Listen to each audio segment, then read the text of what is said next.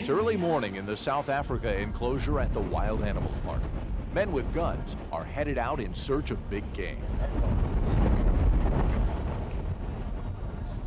The sun hangs low on the eastern horizon. It has yet to reach its midday potential as a burning tool. This is good work for the cool early hours. Tricky work at any hour.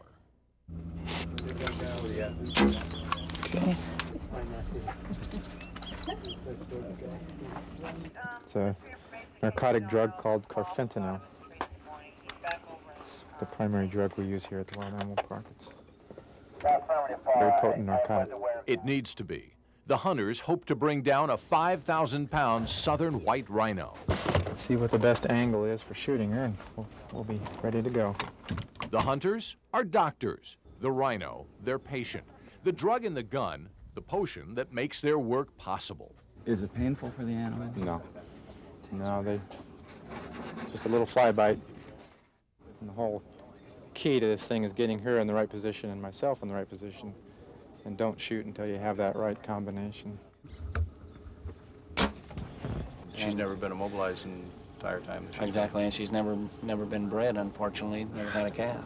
And that's why SSP wants her to come down here, put her with a male and a bunch of other females, see if we can get her pregnant. There are calves all over these barren grounds to prove the Wild Animal Park can get it done.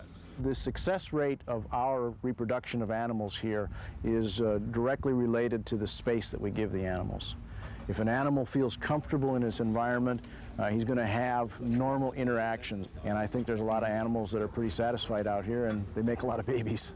Rhinos do well here. 22 years, 102 babies born here. A phenomenal record. Veterinarians help. Well, she's very groggy, as to be expected. She's standing, but just barely. Keepers make their move.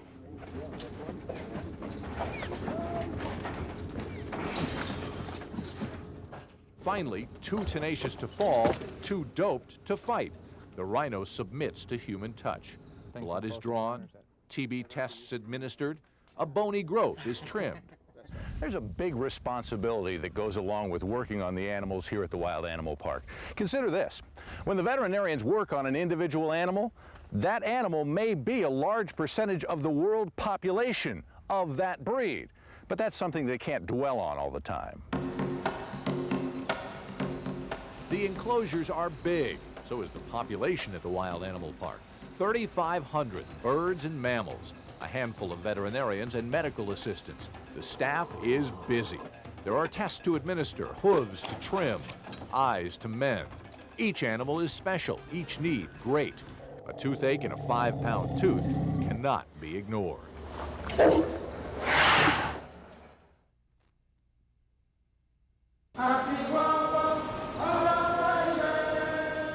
Dawn, 20 miles north of San Diego at the Wild Animal Park. You may as well be thousands of miles away on the Serengeti Plains or the shores of Lake Tanganyika. The animals of the world are stirring.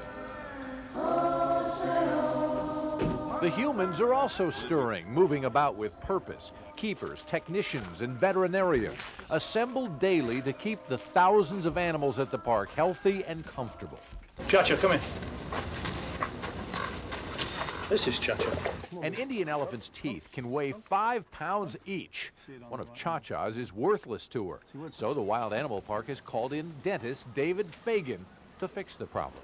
The goal is to grind that tooth that's in the abnormal position, grind it down so that it's in a usable position. Sound simple? Not a chance. A nearly grown Indian elephant won't open wide and say, ah. So keepers drag in old mattresses, a couple of inner tubes, then give her a powerful narcotic. And then, with ropes and chains, block and tackle, help her to lie down. That's just the beginning. While part of the staff monitors her vital signs, others feed oxygen through a clothes dryer vent hose. Are you ready? Yeah.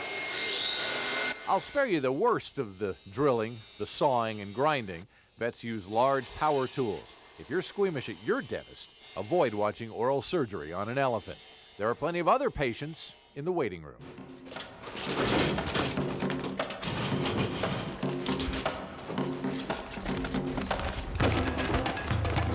Easy, easy.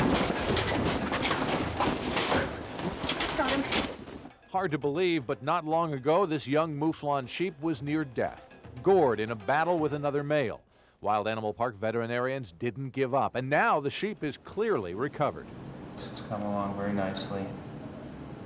He'll go out and bang heads with another male again. Hopefully survive. There are a lot of physical differences among all these animals. Look at that giraffe's neck. The zebras have stripes, the rhinoceroses have horns, but luckily there's also a lot of similarities. You'll find the veterinarians use that to their advantage. Basically, a giraffe is a cow with a long neck. Zebra is a horse with stripes. A rhino is very similar to a horse. Most of the vets at the park were headed for large animal veterinary practices, working on horses, cows, and such. Each one was sidetracked by the exotic. You have to be patient because we don't want to take a bad shot because the animals suffer for it. So we want to make sure we get it in the big muscle group of the hind leg. Good shot. Okay, You begin to sense the adventure this job holds, to say nothing of the challenge. Cha-Cha the elephant is one of those challenges. The dental work is done. Her friends are pacing nervously.